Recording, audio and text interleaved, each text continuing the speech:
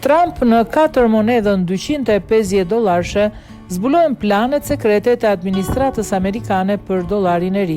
Administrata e Donald Trump përballet me polemika të reja pasi zyrtar të lartë amerikan dyshohet se kanë ushtruar presion ndaj byros së gdhendjes dhe shtypjes së parave për të hartuar një kartë monedh prej $250 me portretin e presidentit amerikan.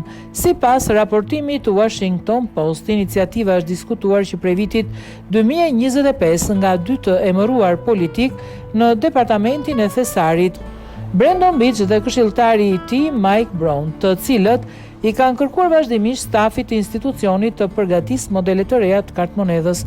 Mediat amerikane raportojnë se një nga maketet e propozuara paraqiste fytyrën e Donald Trump në qendër të kartmonedhës $250 mes firmave të presidentit dhe sekretarit thesarit Scott Bessent.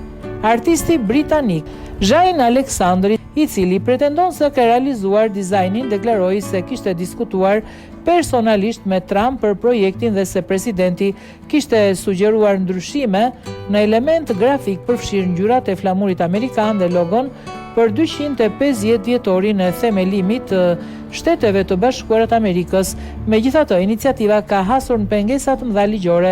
Ligji federal amerikan ndalon që persona të gjallë të shfaqen monedhë apo kartmonedhat amerikane, një rregull që ekziston që prej vitit 1866.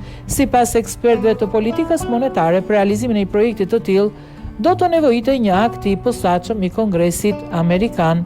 Zyrtar të byrosë së gdhendjes dhe shtypjes e kanë bërë të qartë përfaqësuesve të administratës se procesi për krijimin e një kartmonedhe të re mund të zgjasë nga 6 deri në 8 vite, sidomos për prerje të larta që kërkojnë masa të avancuara sigurie kundër falsifikimit.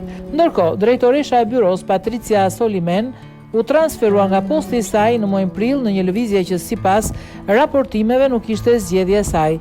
Në mesazhin e Lam të Mirës drejtuar stafit, ajo shkroi se largohej me zemër të rëndë pas zbuluar arsyet konkrete të transferimit. Administrata Trump ka konfirmuar gjithashtu se po shtypen kartmonedha $100 me firmën e presidentit amerikan, një tjetër veprim i pazakontë në historinë monetare të Shteteve të Bashkuara të Amerikës. Shtypja në krijimin e kartmonedhës së re lidhet me planet e administratës për festimet e 250 vjetorit themelimit të Shteteve të Bashkuara të Amerikës, të cilat do të nisin vitin e ardhshëm. Përveç kësaj ideje, Trump ka propozuar dhe ndërtimin e një harku triumfi gjigant dhe një kopshti heronjsh në Washington me 250 statuja historike.